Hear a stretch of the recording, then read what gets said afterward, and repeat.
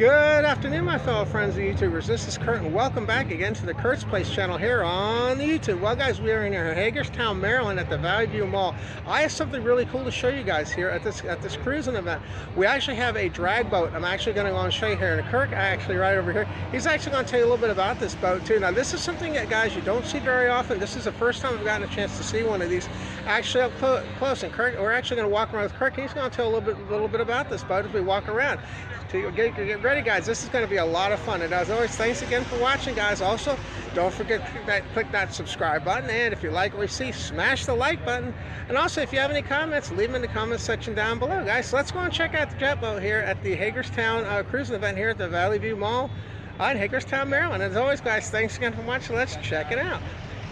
So we got Kirk here, so he's going to tell us a little bit about this boat that we're actually looking. So Kirk, tell us what year and everything the boat is and how long you've had it. Well, the boat is a 1975. The manufacturer is Sanger, S-A-N-G-E-R. It's a shovel nose hydro drag boat. They made two styles. They made a pickle fork, which is square at the sponsons, then it comes back. And then this is a little more rare. This was what they called a shovel nose. But this was drag raced pretty much most of its life.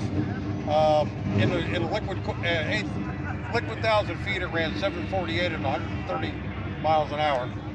That was with a 900 horse 496. The boat was retired 2 years ago, and I bought it. And I built a 496 blower motor for it. It makes about 1,150 horsepower, about 1,000 foot-pounds of torque.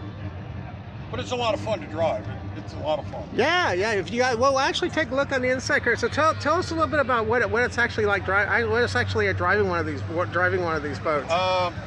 Stable but scary. It takes a lot of seat time to really get used to one. It's not, it's not your daddy's pleasure boat that you just hop in and drive down the river. You actually don't drive this boat; you kind of pilot it. Yeah. It's just unpredictable in what it does.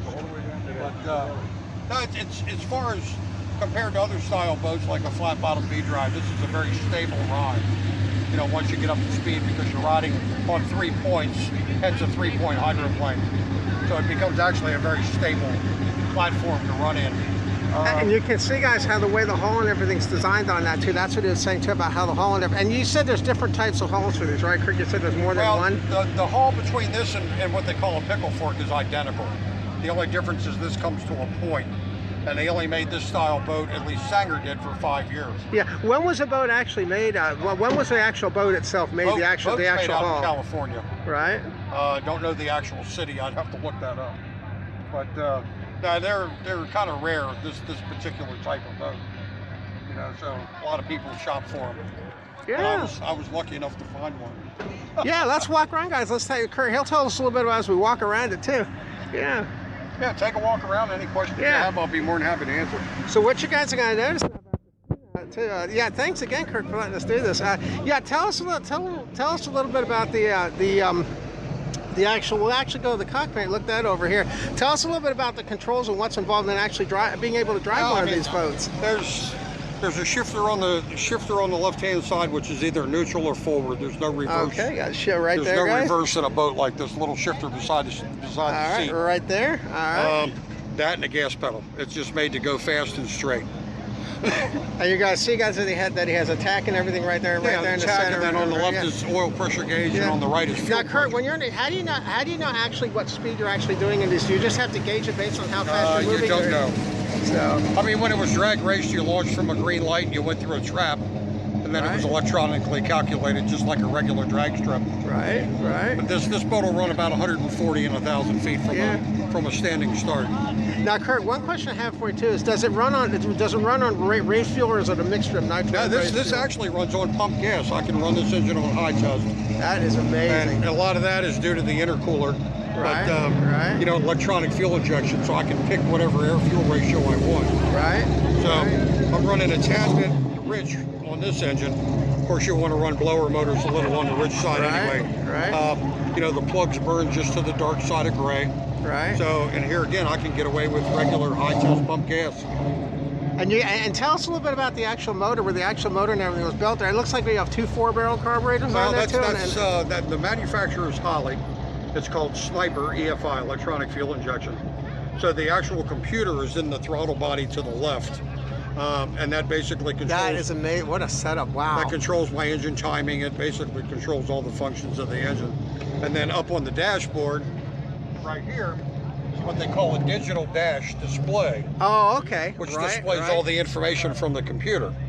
Air fuel ratios, That's engine right RPM. there, guys. That actually gives him everything right that's here. going. I see that. It's Actually called a digital dash. I see. Oh, very So it gives cool. me oil pressure, it gives me water temperature, it gives me fuel pressure, engine timing, air fuel ratios, RPM, you know, throttle position, just about every function you need to know. Right. Now, in case you're wondering, guys, you know, I had somebody ask me, how do you get all the power into the prop here? Well, let's actually use this thing. Tell us a little bit about a thing called a V drive. Now, I don't know if you've ever seen a V drive, but there's actually a thing called a V drive, and it's right located here, guys. That's actually where the V drive is actually located. Now, what you're going to notice when you see this here, you're going to notice that the engine actually comes in here, and then there's a gear in here that actually transfers it down and it goes into a V down to the prop, and that's what they mean when they say a V drive. So, tell us a little bit about the V drive in there, Kurt. Well, the engines sit in the boat backwards, as you can see. The front of the engine is to the rear of the boat. There's a very short drive shaft in there which connects to the V drive. The V drive is 25% overdrive, which means the prop turns 25% faster than the engine RPM. Oh, okay, I see. And that's how you get that kind of speed out of it. Right. It's an inch and an eighth shaft. The prop is a 12-inch chrome moly prop with a 17 pitch. Right. But it's here again. It's a lot of fun. Yeah, and you can see, guys, too, you know, how well everything is put together in this boat too. Now this is a 496 Chevrolet. It's a Calais billet crank. It's Eagle H-beam 4340 steel rods. They're diamond blower pistons. I'm running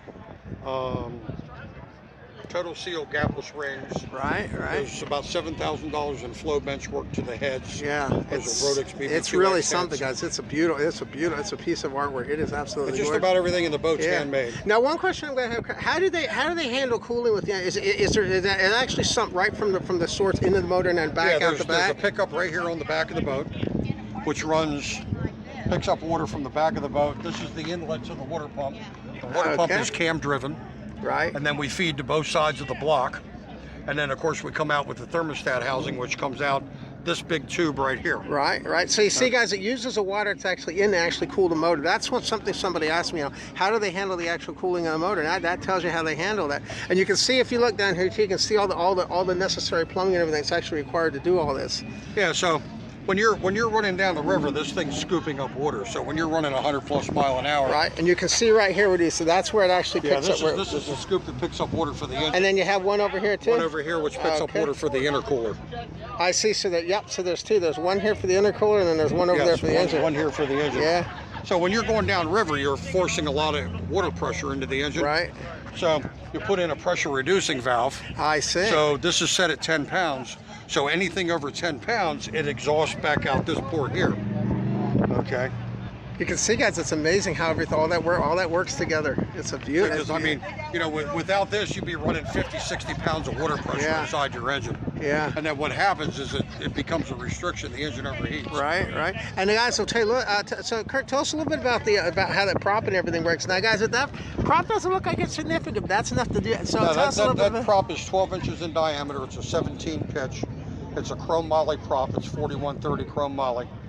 And then the rudder is offset from the prop. The rudder doesn't sit directly behind the prop because they want the steering to be intentionally sloppy. Oh yeah, you see that, guys? See how it's not directly behind it? It's actually off to the side. They made two versions of this boat. They made what they call a drag hydro, which is how this is set up. This boat is made to go straight, and that's it. Right. And then they made what they call a ski hydro, where they put the rudder right behind the prop, so it's more steerable. Right, and you guys see now how the actual steering. Now, one question: does it have hydraulic assist, or is it just whatever? No, so whatever input you come is going through there directly from the steering wheel.